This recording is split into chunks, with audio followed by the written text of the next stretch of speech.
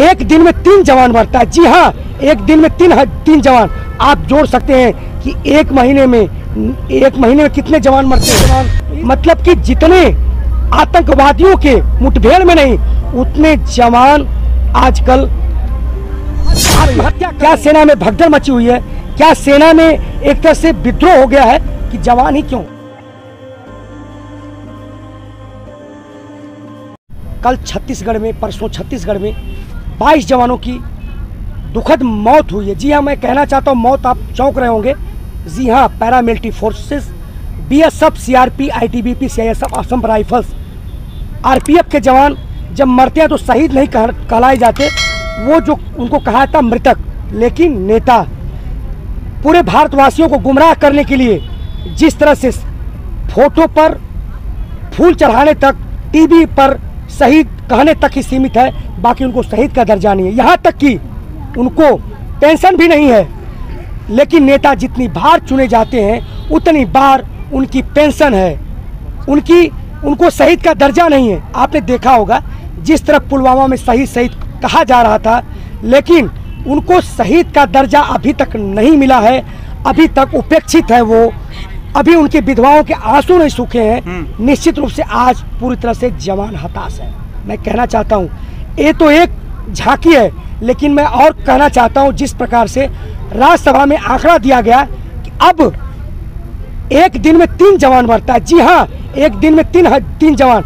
आप जोड़ सकते हैं कि एक महीने में कितने जवान मरते हैं। तो इस तरह से 90 जवान, मतलब कि जितने आतंकवादियों के मुठभेड़ में नहीं, उतने जवान आजकल आत्महत्या कर रहे हैं। आप देखेंगे कई 7,000 से लगभग ज़्यादा जवानों ने एक साल में आत्महत्या किया। वहीं VRS 40,000 लोगों ने VRS के लिए आवेदन किया था। राज्यसभा में राज्य गृह मंत्री ने बयान दिया है। तो 40,000 लोगों ने, आखिरकार बात क्या हो गई है? क्या सेना में भगदड़ मची हुई है? क्या सेना में एक तरह से विद्रोह हो गया है कि जवान ही क्यों?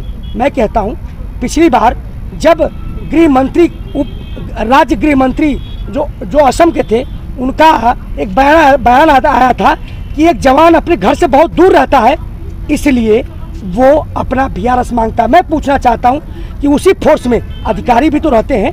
यहाँ तक कि लोग 4 साल का वीजा लेकर बाहर जाते हैं, तो वो क्यों नहीं आत्महत्या करते हैं?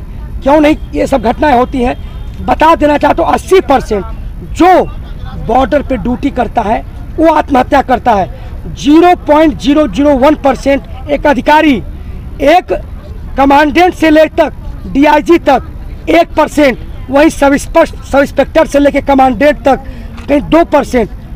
तो क्या ऐसी बात है? एक ही खाना पीना, एक ही रहन सहन, एक ही सामाजिक चीज़ों का उनको रहन सहन होना पड़ता है, लेकिन जवान ही आत्महत्या क्यों कर रहा है? जवान ही क्यों स्वैच्छिक सेवानिवृत्ति ले रहा है? ये सोचने का विषय है। तो निश्चित रूप से जिस प्रकार जवानों को आज बॉर्डर पे चाहे आतंकवादियों से लड़ रहा है, ना उनको सोने का समय है। गूगल करिए, BSF, CRP, ITBP, CISF, RPF, Assam rifles, यहाँ तक कि सेना और जो है पुलिस, अग्निशमन, होमगार्ड में बहुत से लोगों की संख्याओं की कमी है, स्ट्रेंथ पावर की कमी है। मैं कहना चाहता हूँ कि अगर एक आदमी को 5 आदमी को एक बोझ उठाने के लिए 5 आदमी का मानक दिया गया है, क्या उसे 2 आदमी उठाएंगे तो उठेगा? नहीं उठेगा। उसी प्रकार से जिस प्रकार से एरिया बटा हुआ हो, चाहे वो आतंकवादी से लड़ रहे हो, चाहे बॉर्डर का एरिया हो, अगर 5 आदमियों के हवाले है, मानक तय किया गया है, लेकिन वहाँ 2 आदमी ड्यूटी कर रहे हैं, क्या वो सुरक्षित है? जिस प्रकार से बीजापुर में, छत्तीसगढ़ में अटैक हुआ है, वहाँ पे जो गिल ब्लू स्टार में जो सफाया किया था, उन्होंने कहा था कि हमें 10 बटालियन दीजिए, 1 महीना का समय देगा। वहीं रमन सिंह ने जो छत्तीसगढ़ के मुख्यमंत्री थे, कहा आराम करो। तो जितनी संख्या में हमें मैन पावर मांगी जाती है, क्यों नहीं मिलता है? जितनी संख्या में एक कंपनी की स्ट्रेंथ मैन पावर होनी चाहिए, उसमें कटौती क्यों? जवानों को सुविधाएं नहीं, जवान सोता नहीं, जवान के पास खाने के लिए समय नहीं है, जवान के लिए दाढ़ी बनाने के समय नहीं है, तो कैसे ड्यूटी करेगा? उसके लिए छुट्टी नहीं। यहाँ तक कि राशन आता है, उसको अधिकारी खाते हैं, जवानों खाते में नहीं। उनके खाने में नहीं जाता, पोषक तत्व तो नहीं मिलता, तो कैसे वो ड्यूटी करेगा? कहीं ना कहीं उपेक्षित है। और आज स्वैच्छिक सेवानिवृत्ति से लेकर के आत्महत्या तक, आत्महत्या से लेकर के जो अधिकारियों की हत्या तक करते हैं वही नहीं रुका है। जिस प्रकार से आतंकवादी कार्रवाइयों में, चाहे सरहद की कार्रवाई में लिप्त होकर जवान जो मर रहे हैं, उसका जिम्मेदार कौन? निश्चित रूप से आज की सरकार जिम्मेदार है, क्योंकि जब स्त्री या पुरुष जन्म लेता है तो उसका अधिकार बनता है कि अपना जीवन सुखमय आनंदपूर्वक बिताए। सरकार का कर्तव्य बनता है कि उपयुक्त वातावरण का निर्माण करे, लेकिन आज उपयुक्त वातावरण का निर्माण नहीं है। आज किसान खेत खलिहान में परेशान है, उसका बेटा सरहद पे मर रहा है। तो आज ये बहुत चिंता का विषय है। पूरा देश कहीं ना कहीं आज सुरक्षा के साथ ये सरकार खिलवाड़ कर रही है, भारतीय संसद खिलवाड़ कर रही है। ये जागने का विषय है। आज जवानों को उनको सुविधाओं देने, जो मैं ये भी कहना चाहता हूँ कि एक जवान अगर आज उसे कश्मीर में जाना हो तो उसे तत्काल में आरक्षण नहीं है, लेकिन एक नेता अगर घर से दिल्ली का आता है उसके तत्काल में राजधानी और शताब्दी में उसे रिजर्वेशन मिलता है। तो बताइए किसको ज़रूरत है? मैं पूछना चाहता हूँ, जो सुकमा में 2014 में अटैक हुआ था, इस 14 घंटे तक उनको रिलीफ नहीं मिला। जानते क्यों? जहाज खरीदे गए थे इसलिए कि जहां उग्रवादी प्रो एरिया है वहां पर जल्द वहां पे सुविधाएं उनको हायर किया जाए, उनको अस्पताल में पहुंचाया जाए। वो जहाज उस समय गृह मंत्री राजनाथ सिंह थे, गृह मंत्री जो तो वो यूज कर रहे थे, नेता यूज कर रहे थे, और 14 घंटे उनको सुविधा नहीं मिली, वहाँ जवान मर गए। फिर उन जवानों को कहा गया, उन हेलीकॉप्टरों को रांची में खड़ा किया गया। लेकिन इस चुनाव के दौरान मैं खुलासा करना चाहता हूं कि जो हेलीकॉप्टर आतंकवादी कार्रवाइयों के लिए यूज किए जा रहे, करने के लिए खरीदे गए थे, लाए गए थे, उसको हेलीकॉप्टर को लेकर गृह मंत्री जी बंगाल में घूम रहे थे।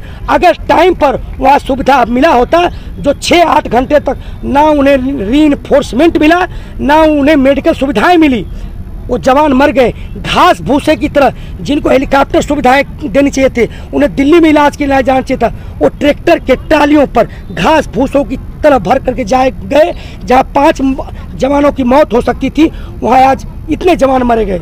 तो निश्चित रूप से ये पूरा सोचने के विषय है। कहीं ना कहीं हमें नेतागर छल रहे हैं जी। लेकिन जिस तरीके से पहले भी पुलवामा अटैक हुआ और अब भी जवानों पर हमला हुआ, कहीं ना कहीं ऐसा लग रहा था कि पुलवामा अटैक के बाद कुछ सिक्योरिटी बढ़ेगी, सुरक्षा का अभाव फिर से रहा क्या इस बार भी? जी निश्चित रूप से वर्दियां अलग हैं, वर्दियां अलग है, मगर चेहरे का तनाव एक है, सबका एक है। हर बार जब कश्मीर की सुरक्षा व्यवस्था जब गड़बड़ा जाती है, उसको जवान जाके ठीक करते हैं। फिर स्टेट गवर्नमेंट जो चुनाव होता है फिर आती है, वो फिर उग्रवाद को बढ़ावा देती है, फिर जवान पहुंचते हैं। तो क्या जवान से मरवाने के लिए है? क्यों ऐसा? जो वहाँ कल अटैक हुआ है, वहाँ पर जो हथियार LMG AK-47 एक दिन में है, सुरक्षा व्यवस्था कहाँ थी, इंटेलिजेंस कहाँ थी? क्यों नहीं ड्रोन का इस्तेमाल किया गया? क्यों नहीं रडार का इस्तेमाल किया गया? जब पहाड़ी पर वो थे तो इंटेलिजेंस क्या कर रहे थे? जब पेट्रोलिंग जाती है, कोई वहाँ से कन्वाई निकलती है, पहले क्लियर किया जाता है रास्ता। क्या रास्ता क्लियर किया गया? उसी के प्रकार पुलवामा में जो गाड़ियों को चेक करने के लिए चेक पोस्ट बनाए गए थे, वो चेक पोस्ट हटा लिए गए थे। अगर वो चेक पोस्ट नहीं हटाए जाते तो वो घटना नहीं होती। तो मैं पूछना चाहता हूँ सुप्रीम कोर्ट से कि कहाँ क्यों नहीं जांच करवा रही है? वो किसके कहने पर वहाँ से चेक पोस्ट हटाई गई? मैं पूछना चाहता हूँ बीजापुर में क्लियरेंस क्यों नहीं लिया गया? इतनी संख्या में, हजारों की संख्या में लोग मौजूद थे जो उन पर अटैक किया, तो क्यों नहीं रोड क्लियरेंस लिया गया?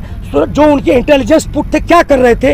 रडार कहाँ थे? क्यों नहीं ड्रोन का इस्तेमाल किया गया ताकि उन जवानों को जवान बच जाती? तो कहीं ना कहीं ये प्रयोग हो रहा है सरकार का सत्ता में आने के लिए। मेरी आशंका है कि ये जनता भारत की बहुत इनोसेंट है, और ऐसी आप कहीं एक सर्जिकल करवाते हैं, कहीं दूसरे तरफ अटैक करवाते हैं, तो जनता का ध्यान भटक जाता है। अब भड़काऊ भाषण दिया जा रहा है कि नक्सलाइटों को खत्म करेंगे।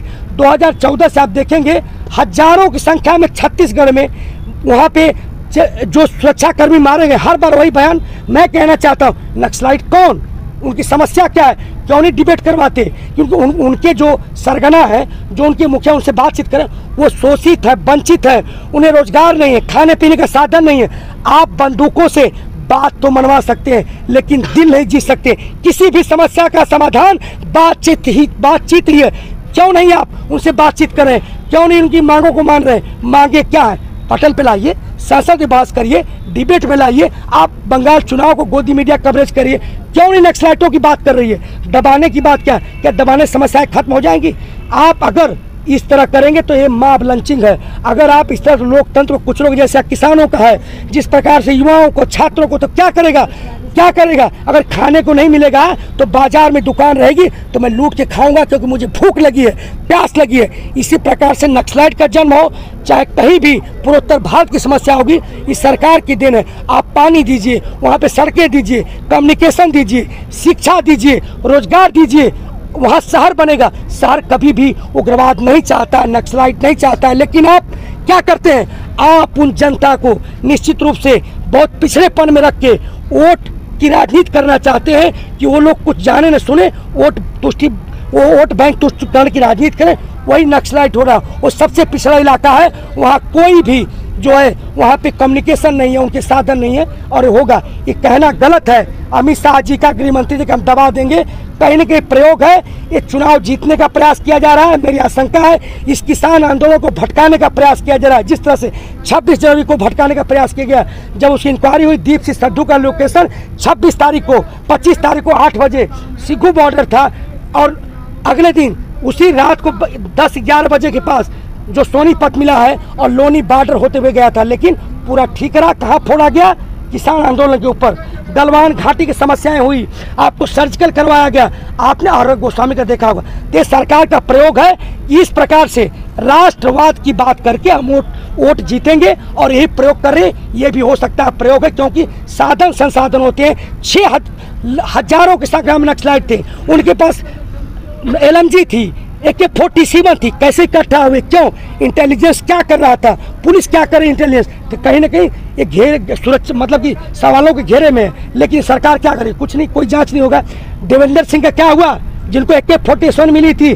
अर्नब गोस्वामी को कहीं सम्मन गई, पत्रकार पुनिया गई, किसानों गई, दिशा रवि गिरफ्तार। आज आपका दीपक चौरसिया पाक्सो का एक लगा हुआ है, गिरफ्तार किया गया उसको। तो कहीं ना कहीं जो तलबे चाटते हैं, जो सरकार की बात करते हैं, जो सरकार जिताने की जो प्रक्रिया क्रम में रहते हैं, उनके लिए कुछ नहीं है। तो ये भी एक जांच का विषय होगा। जैसे बार बार निंदा करूंगा, नक्सलाइट खत्म कर दूंगा, क्या समस्याएं खत्म हुई? क्या 2 करोड़ युवाओं को रोजगार मिला? क्या नोटबंदी से भ्रष्टाचार खत्म हुआ?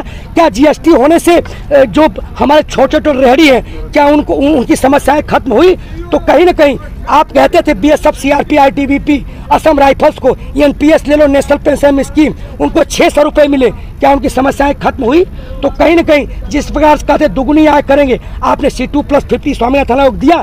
तो ये घोषणा मंत्री है, ये कहीं ना कहीं जोकर है, जुमलेबाज है। ये हिंदुस्तान भरोसे से नहीं चलता, संविधान से चलता है। आप मन की बात से नहीं चलता, लोग की बात सुननी पड़ती है। आप मन की बात करते हैं तो 23 भाषाओं में ट्रांसलेट होता है, लेकिन जब किसान बिल लाए तो किसी भाषा में ट्रांसलेट किया। तो निश्चित रूप से ये आपका पत्रकार महोदय सही प्रश्न है। यह सरकार राष्ट्रवाद के नाम पर जो है वोट बैंक की तुष्टिकरण की राजनीति करके सत्ता में आना चाहती है। जी धन्यवाद।